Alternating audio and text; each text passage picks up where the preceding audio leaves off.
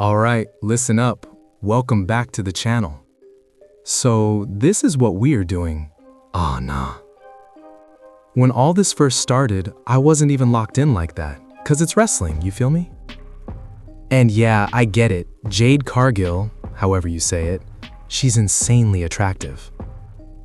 But it didn't really click for me just how striking she was until Joe Budden started playing around and arm wrestling her. I'm not even gonna lie, I would have probably done the same thing. Then the camera zooms in and you really see the full physique. I'm like, hold up, what is going on here? Didn't even know I was into that strong athletic look until that moment. And shout out to AJ Johnson. Yeah, from Baby Boy, y'all know who I'm talking about.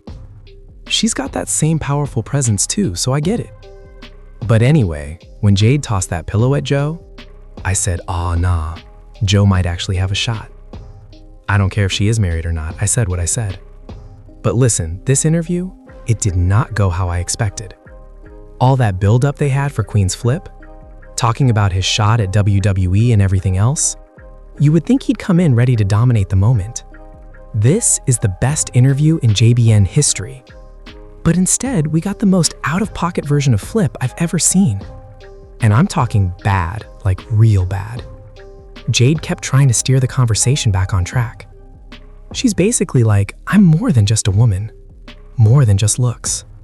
There's real substance here, real work behind the scenes. Stop reducing everything to appearance or WWE hype alone. And yeah, she is fire, let's not ignore that. But you could see the frustration building the entire time. It was subtle, but it was definitely there. Now on the flip side, no pun intended, Emanny came through and carried himself completely differently. He looked like the only one who actually did the homework. And you could tell within Jade's first couple of responses, she already knew this was about to be a frustrating sit-down. Because they clearly weren't fully tapped in on who she is and what she represents. And honestly, that's where it gets tricky, because there are really two sides to that coin. Because if I'm Joe Budden, I'm looking at it like this. Hold up. Yeah, WWE might be the top of her world, even with All Elite Wrestling competing heavily right now. But I'm sitting at the top of my lane too. It's not like you came in here knowing everything about the Joe Budden podcast. So for you to expect me to know every detail about your space, that kind of feels like you are looking at me sideways, like I'm some small player in this. Nah, we both major over here.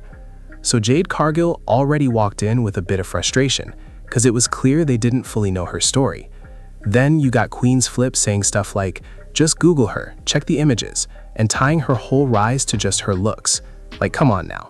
Even Joe was kind of leaning in that direction too, but at least he kept it honest from the jump. Once he brought up Hulk Hogan, he basically admitted, this ain't my lane. Like, I don't really know what's going on over here. And honestly, that kind of self-awareness matters. Meanwhile, Emanny was the one asking the real questions, the ones Jade actually opened up to and gave full answers on. You could tell he did his homework, whether for the show or just personally. Everybody else, either starstruck or just distracted, they couldn't keep it together. So the interview turned into something wild to watch. And the crazy part is, I watched the whole thing, even though I wasn't planning to. Because let's be real, I don't even follow wrestling like that. I was actually about to make a whole video saying I didn't want to see another one of these interviews, even though, low-key, they've been better this year than previous ones. Still, it's not really my vibe. I'd rather speak about what I really think about how they move. But I'll give credit where it's due. The crew itself isn't awkward. Even if that interview felt off, they still have chemistry. And shout out to Sasha. When she came in around that 2-hour mark, you could tell the energy started shifting a bit. She looked more comfortable being on camera and around the crew, probably from all the hosting work she's been doing outside the podcast. And when she came back into that space, she felt a little more settled. Now, she can only do so much, let's be real. But at least you can see the growth. And once Jade left, the room kinda calmed down and they finally started getting into more grounded topics. But when they started talking about women, oh man, that's a whole other conversation. It reminded me of a time my brother checked me hard. I was talking crazy, thinking I knew everything, and he shut that down real quick. After hearing their convo, I'm like, yeah, I've definitely had moments like that too. Listen, everything they were talking about, I've experienced that myself. So who am I to sit here and act like I'm above any of it? But let's be honest, when it comes to that topic, women can be unpredictable. They'll tell you one thing, then when you actually follow through, the energy shifts, and now you're sitting there confused like, wait, what? Like, why tell me that's what you like if that's not really what you want? It's not that simple. You gotta switch it up and read the room. Or sometimes they'll just lie there and expect you to do everything. And if you can't magically read minds, somehow you're wrong. So yeah, that conversation went way deeper than they usually go. Normally, when the Joe Budden podcast talks relationships, they skim the surface and keep it moving. But this time, they actually dug into real situations, not just surface level talk, but what happens when things don't go perfectly. And that's why it stood out. For Ish to admit he couldn't satisfy that one woman, that's big, because most dudes' egos won't even let them say that out loud, instead of just admitting, yo, I didn't know what she needed. But anyway, once they got into that bag, Emanny really started going crazy toward the end. I'm sitting there like, okay, this is the pod right here.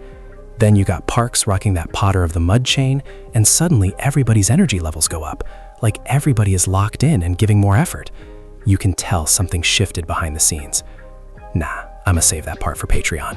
But shout out to the JBP crew regardless. It's still gonna take a lot for me to fully buy into interviews like that. I've had people, outside of my guy Ian, ask me to interview them. And I'm like, have y'all really seen me do interviews? What exactly are y'all expecting from me in that setting? I know what I talk about, but that doesn't mean I care enough about someone else's field to deep dive like that. Because to me, interviews feel like extended promos. If I'm being interviewed, cool, that's exposure for me. But if I'm the one interviewing, most of those people are already known to my audience. So that's why I get frustrated watching interviews on JBP sometimes. We're not tuning in just because it's turning into a talk show. We're here for the core chemistry, not random crossovers. At least, that's how I see it. But then they drop a solid interview and I gotta walk it back a little. Because clearly, I'm not the majority voice here. People actually want this kind of content. That's why it keeps getting requested. So long story short, the interview is decent. If you're into wrestling, you might rock with it even more.